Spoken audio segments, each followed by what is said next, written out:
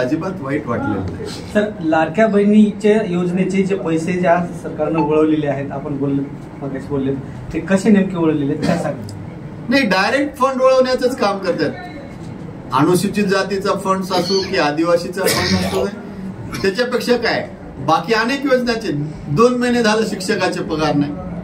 अरे बाबा, लाडक्या बहिणीच्या अगोदर माझ्या अंगणवाडी ताई अनेक वर्षापासून काम करतात, त्यांचं मानधन वाढत नाही, त्यांना वेळेवर पगार देत नाही. लाडक्या बहिणीला मदत करावी या मताचे आम्ही आहोत आणि महाविकास आघाडीचं सरकार आल्यावर ते बंदही होणार नाही. उलट आमच्या आघाडीचे नेते संजय राऊत साहेबांनी सांगितलं की आम्ही त्याच्यामध्ये वाढ करू, पण योजना चांगल्या पद्धतीने आम्ही अंमलात आणू. लोकसभेच्या निवडणुकीमध्ये वंचित बहुजन आघाडीमुळे अनेक म्हणजे जागावर महाविकास आघाडीच्या जागाला फटका बसला.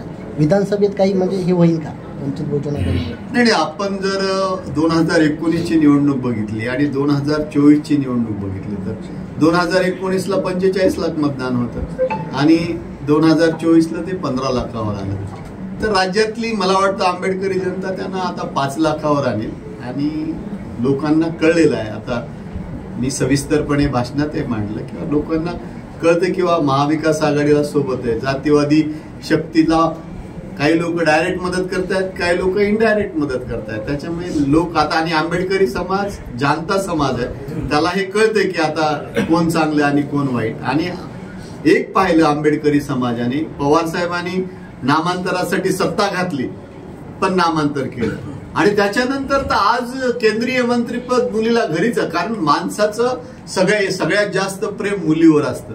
मुलीला केंद्रीय मंत्रीपद मिळत असताना ज्या पुतण्याला आयुष्यभर गादी देऊन सांभाळलो तो पुतण्या जातोय, मुलीला केंद्रीय मंत्रीपदाचं आश्वासन मिळते, शपथ होतीये, ते न करता जात्यंत शक्तीसोबत न जाता फुले शाहू आंबेडकरांचा विचाराचा वसा महाराष्ट्रात ठेवण्यासाठी घर कुठलं तर चालेल, सत्ता गेली तरी 72, म्हणजे पुन्हा साहेबांनी स्वतःचा पक्ष ठेवला आणि जयप्रकाश दांडेगावकर साहेबांसारख्या आमच्यासारख्या निष्ठावान कार्यकर्त्याला सोबत घेऊन लोकसभेची निवडणूक एकट्याने लढली आणि आपण देशात आमचा स्ट्राईक रेट पाहिला.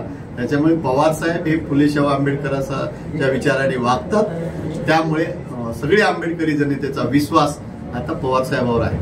मला आणखी थोडस वाढवतो की जिथं जिथं संधी मिळेल तिथे तिथे फक्त पवार साहेबांनीच आंबेडकरी नेत्याला मोठं केलेलं आहे. आज जे आंबेडकरी नेते आहेत ते स्वतः मोठे झालेत, त्यांनी समाजातल्या एकाही खालच्या माणसाला मोठं केलेलं नाही, हे पण आता समाजाला कळलंय. बरं, ते 40 वर्षामध्ये पूर्ण सहकारी कारखान्यामध्ये गदारोळ झाला नाही, यावेळी झालेला आहे, त्या संदर्भात काय सांगा? नाही, ते कसं असतं की जेव्हा विरोधकाजवळ मुद्दे नसतात तेव्हा विरोधक मुद्द्यावर येतात. दांडेगावकर साहेब साखर कारखाना किती चांगल्या पद्धतीने चालवतात सगळ्याला माहित आहे. मग कारखान्याच्या तर काय प्रश्न, साहेबांनी तर खुलं आवाहन केलं होतं की तुमचे कारखान्याच्या पद्धती काय तुमचे प्रश्न असतील तर तुम्ही विचारा. आता निवडणूक आली, राजकारण करतायत, पायाखालची वाळू घसरते, पराभव समोर दिसत आहे, अशा वेळी असा आकांडतांडवपणा होत असतो. सर, एक शेवटचा प्रश्न आहे, आपण सामाजिक न्याय विभागाच्या माध्यमातून कार्यशाळा घेतलेली आहे. आज वसमत विधानसभेच्या बौद्ध बांधवांनी, नागरिकांनी नेमका कसा निर्णय घ्यायला पाहिजे पुढे जायला? नाही, आता बौद्ध बांधवांना कळतंय आणि हे सूर्यप्रकाशा इतकं स्वच्छ आहे की वंचित आघाडीला मत देणं म्हणजे भारतीय जनता पार्टीला मत देणे. मग भारतीय जनता पार्टीला मदत करायची का, तर ते करणार नाहीत. म्हणून आंबेडकरी समाज वसमत विधानसभा मतदारसंघाचा पूर्णपणे महाविकास आघाडी सोबत राहील आणि ते पूर्णपणे ताकदीनिशी जयप्रकाश दांडेगावकर साहेबांच्या सोबत राहील. आणि मी स्वतः मी जरी प्रदेशावर असलो तरी वसमत, हिंगोली, परभणी हा माझं होम टाउन आहे. त्याच्यामुळे या मतदारसंघावर खास माझं लक्ष आहे आणि आपल्या सगळ्याला माहिती आहे की वसमत तालुका नाही, वसमत विधानसभा मतदारसंघातल्या सगळ्या गावांमध्ये माझ्या गाव तिथं शाखा आहे. त्याच्यामुळे सगळे कार्यकर्ते अगदी तन मन धनाने दांडेगावकर साहेबांचं काम करते. नाही, आमच्या भीमशाहिराचं सन्मान केलं तर चांगलंच आहे, कारण ते भीमशाहीर बिचारे उपाशी पोटी राहून गाणी गातात वगैरे, पण त्यांनी सन्मान केला. पण आमचे जयप्रकाश दांडेगावकर साहेब भविष्यात महाविकास आघाडी सरकारमध्ये मंत्री होऊन पालकमंत्री होतील त्या सगळ्या शाहिराला शासनाकडून अनुदान देण्याचं आम्ही काम करू. त्यांनी सत्कार केला, आम्ही अनुदान देऊ. सर, आपण प्रदेश अध्यक्ष आहात, उपाध्यक्ष की याच्यामध्ये लोकसभेमध्ये जसं म्हणून जगनागी पाटलांचं जे झालंय पॅटर्न, तसं आता या विधानसभेमध्ये होईल का?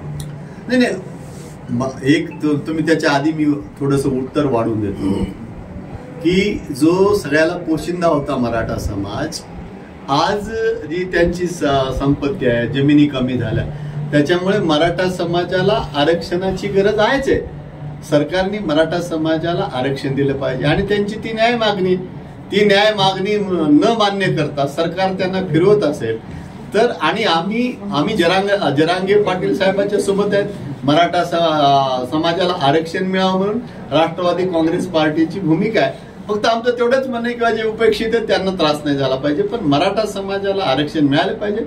कारण आज महाराष्ट्रातल्या मराठा समाजाची स्थिती जर बघितली तर एक 10% श्रीमंत आहेत, 10% थोडे करीमंत आहेत, पण 70% मराठा समाजाला आरक्षणाची गरज आहे, ते सरकारने दिलं पाहिजे.